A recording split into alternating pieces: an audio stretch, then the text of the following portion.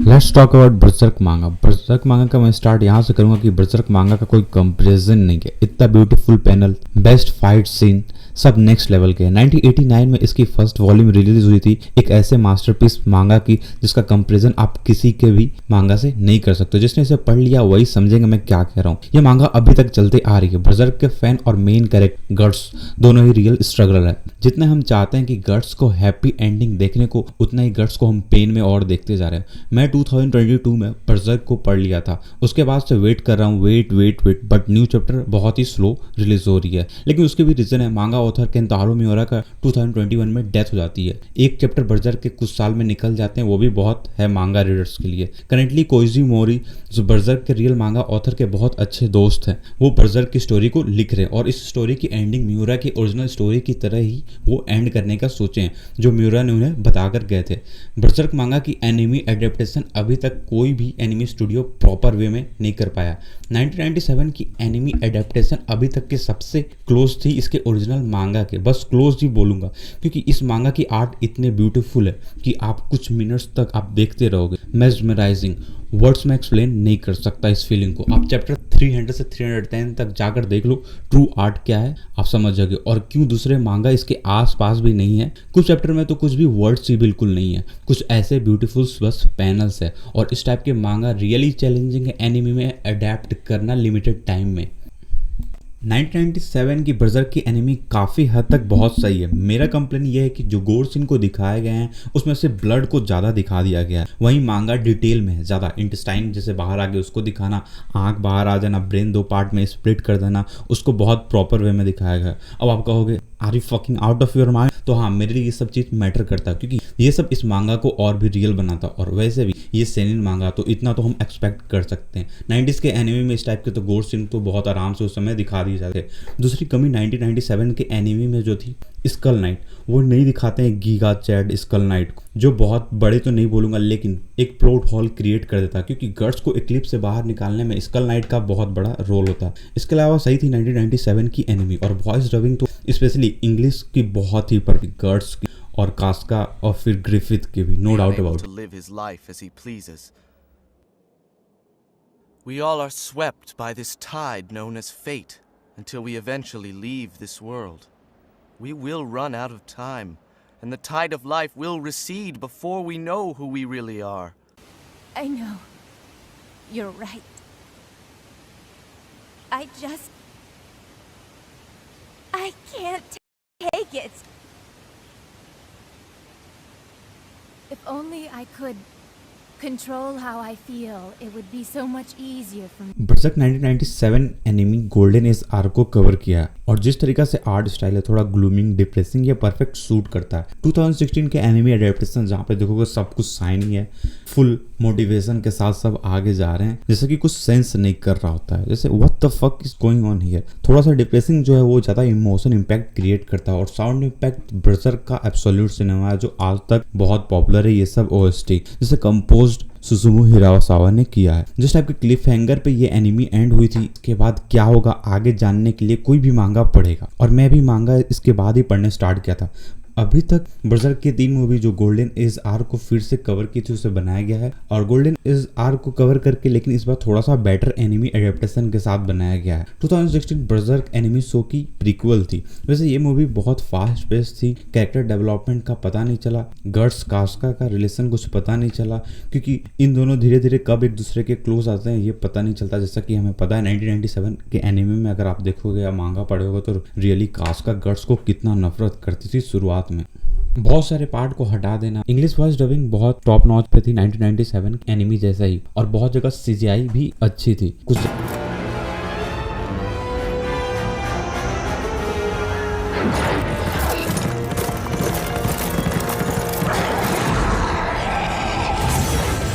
अब बात करते हैं गट्स की कैरेक्टर के बारे में और गट्स जैसा और कोई क्यों नहीं हो सकता। जितनी कॉम्प्लेक्सिटी, डेप्थ और रियलिज्म इस कैरेक्टर में है, वो कंटिन्यू स्ट्रगल करते ही रहता है अपने डेस्टिनी के अगेंस्ट। ये रियली उसे सबसे बेस्ट कैरेक्टर बनाती है और अभी तक मेरे ख्याल से कोई ऐसा कैरेक्टर नहीं है जो गट्स के क्लोज भी आता हो। की कहानी कुछ ऐसे स्टार्ट होती है। वो लिटरली एक डेड बॉडी से बॉर्न लेता है। उसकी मदर ऑलरेडी आधा सड़ चुकी होती है और उसे एक प्रोस्टिट्यूट अडॉप्ट करती है। यहाँ से पता लगता है कि गट्स की फील्डिंग ऑलरेडी सेट है। उसके अडॉप्टेड मदर शिजुई की डेथ हो जाती है जब गट्स 3 साल का होता है, जहाँ गट्स अपनी अडॉप्टेड मदर को धीरे धीरे मरते हुआ देखता है और फिर गैम्बिनो बीकेएल उसको पंचिंग बैग जैसा यूज करता है। और फिर गट्स जब 6 साल का हो जाता है तो हम देखते हैं गैम्बिनो कैसे उसे जान से मारने को सिखाता है। अब कोई बच्चा क्रिमिनल यहाँ नहीं बनेगा तो क्या होगा, बेसिकली उसकी डेवलपमेंट वहाँ पे बहुत पुअर होती है। इसके बाद भी गैम्बिनो की मस्ती तो देखो, वो 3 सिल्वर पीस के लिए गट्स को बैकशॉट लगवा देता है डोनोवन से। डोनोवन ये कहीं से इंसान लगता है, एक सेकंड के लिए सोचो गट्स को कैसा लग रहा होगा।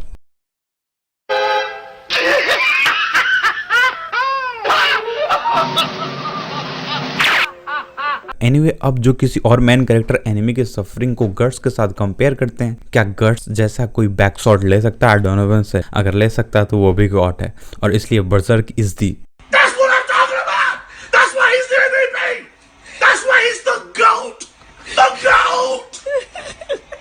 गट्स को बाद में गैम्बिनो रिवील करता है कि उसने डोनोवन को पैसे दिए थे, नहीं दिए थे, पैसे लेकर या देकर जो भी करके वो गैम्बिनो गट्स के साथ बुरा करता है। गैम्बिनो गट्स को मारने की भी बाद में कोशिश करता है, जहां गट्स सेल्फ डिफेंस में गैम्बिनो को मार देता है। अब गट्स उस समय एक छोटा बच्चा रहता है और ऐसे ट्रॉमा के कारण उसकी पर्सनैलिटी बहुत खराब डेवलप होती है। उस दुनिया में मारो या मरो जैसी कॉन्सेप्ट उसके लिए है। वो बस सर्वाइव करने के लिए सबको मारते रहता है। उसको पता नहीं कभी चल पाता है हैप्पीनेस और काइंडनेस क्या है और वो एक्चुअली किस टाइप का पर्सन है। इसके बाद हम गट्स को देखते हैं, वो बहुत ब्रूटली मर्सनरी सबका मर्डर करते जाता है। वो बहुत गुस्सा रहता है जो भी उसे गलत वे में टच करता है। मोस्ट ऑफ द टाइम वो अकेला स्पेंड करता है अपने PTSD के कारण। लेकिन गट्स की डेस्टिनी अभी कहाँ, उससे तो अभी और मस्ती करनी थी। उसके बाद उसके बेस्ट फ्रेंड, सबका रखवाला, बहुत केयर करने वाला ग्रिफिथ द गे से मिला देता है। यहाँ से दोनों बेस्ट फ्रेंड बन जाते हैं और हैप्पी एंडिंग।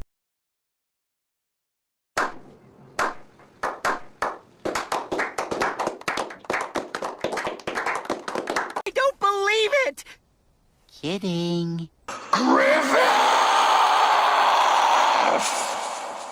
अब मैं यहाँ ज़्यादा डिटेल में गट्स और ग्रिफिथ के बॉन्ड को तो नहीं बताऊंगा, सिर्फ वो सब पार्ट को कवर करूंगा जो गट्स को आगे ट्विस्टेड बना देता है। Guts really Band of the Hawk को अपना ट्रू होम मानता है। Pippin, Rickert, Corkus, Casca, Judeau, first time वो किसी को प्रोटेक्ट करने के लिए फाइट कर रहा था। ये सब पॉसिबल ग्रिफिथ के कारण हुआ था। ग्रिफिथ को वो ट्रू लीडर मान रहा था जो कि इस वर्ल्ड को बेटर करने के लिए काम कर रहा था। इसके बाद गट्स ग्रिफिथ को ऑर्डर करता है जूलियस को मारने के लिए, उसके घर में घुसकर, जहाँ पे गट्स जाता है मारने के लिए और डोर के पास कोई खड़ा रहता है और बट टेंशन और कंफ्यूजन में गट्स एडिसन को मार देता है। यहाँ पे मैं एक्सप्लेन करूंगा कि 1997 के एनिमे में दिखाया गया कि गट्स एडिसन को देख लेता है, उसके बाद भी वो जाकर उससे मार देता है। बट मांगा में कुछ अपोजिट है इसके, उसे पता नहीं रहता वहां पे कौन रहता है। बट गट्स को अपने सारे एनिमीज को एलिमिनेट करना होता है और वो जाकर वहां पे मार देता है। और मेरे लिए ये सीन बहुत ही डिस्टर्बिंग था, क्योंकि नॉर्मल सीन में जहाँ पे बॉडी कट करते हुए बहुत इजिली से मैं देख लेता हूँ, ये सीन देखना बहुत ही डिफिकल्ट था। गट्स एक चाइल्ड को वहां पे मार देता है, जहाँ पे वो उस चाइल्ड में गट्स अपने आप इनर सेल्फ, अब जब वो छोटा था तब अपने आप को देख रहा था,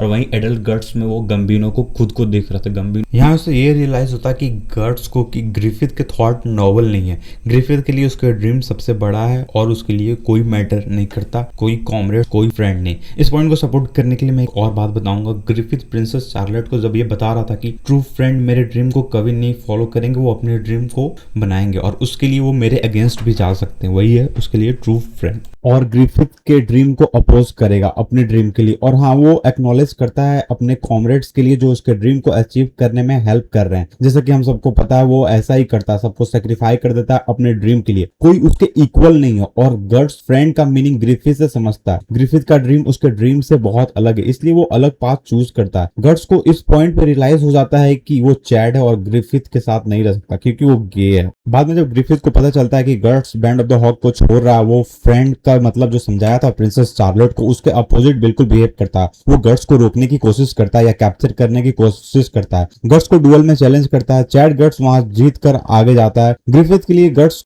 के लिए गट्स और सब बस टूल थे जो उसके ड्रीम को कंप्लीट करने से ज्यादा और कोई मीनिंग नहीं रखते थे। इसके बाद ग्रिफिथ प्रिंसेस चार्लेट का असल्ट करता है। उसके बाद उस टॉर्चर होता है बिल्कुल इतने खराब कि कोई भी बोल दे हाँ बहुत बुरा हुआ भाई के साथ। यहाँ बहुत कोई ग्रिफिथ को ज्यादा सफर किए हैं, गट्स से ज्यादा उससे कंपेयर करते हैं। सबको लगता है उसने सही किया जो किया, तो मैं बताऊं गट्स भी बहुत पेन के साथ लाइफ में गया है। वही गट्स ह्यूमन बनने की कोशिश करता रहता है, अपने आप को पागल होने से बचाने का कोशिश करते रहता है। वहीं ग्रिफिथ अपने ह्यूमैनिटी को सेक्रीफाई कर कर ग्रिफिथ के बुरे तरीके से इंजर्ड हो जाने के बाद भी गट्स कास्का उसे बचा लेते हैं, उसे एक्सेप्ट करते हैं। वही ग्रिफिथ गट्स का गला दबाने का कोशिश करता है। गॉड्स हैंड्स का रीजन था कि वो ग्रिफिथ के बहुत लंबे समय से इंतजार कर रहे थे, क्योंकि वो बहुत इविल था। बर्जर्क नहीं देखो तो जाकर एक्लिप्स पार्ट देख लो, समझ जाओगे मैं क्या बता रहा हूँ। यहाँ पर मैं ड्रॉ करना चाहता हूँ बाउंड्री दोनों के बीच में कि ग्रिफिथ बिल्कुल ही अपोजिट है गट्स से। दोनों की सफरिंग भले ही इक्वल है, लेकिन ग्रिफिथ इविल पाथ चूज किया, वहीं गट्स अपने आप को बेटर करने का पूरे स्टोरी में कोशिश करता जा रहा है। ग्रिफिथ को पूरे मांगा और एनिमी का सबसे इविल कैरेक्टर माना जाता है, मैं तो कंप्लीट एग्री हूँ। बट सबके तरह ग्रिफिथ को गट्स के हाथों मरने देखना लगता है सपना सपना ही रह जाएगा। गट्स की राइटिंग बहुत अच्छे से लिखी हुई है। वो कोई हीरो नहीं है, किसी को बचाने के लिए फाइट नहीं करता। ये शुरुआत में उसके बिहेवियर हीरो के बिल्कुल अपोजिट एंटी हीरो जैसा रहती है। कभी कभी तो वो उसके कुछ बिहेवियर को जस्टिफाई नहीं किया जा सकता, लेकिन human suffering, pain, disappear, betrayal अगर कोई सबसे डेप्थ लेवल में और रियल वे में समझाया तो वो है गट्स का कैरेक्टर। अपने डेस्टिनी के अगेंस्ट कंटिन्यू फाइट करते रहना। सबके लाइफ में प्रॉब्लम होते हैं, बट गट्स के कंपेयर में हम लोग के लाइफ की प्रॉब्लम 2 से 3% भी नहीं होगी। बस इस वीडियो में इतना ही, मिलते हैं नेक्स्ट टाइम।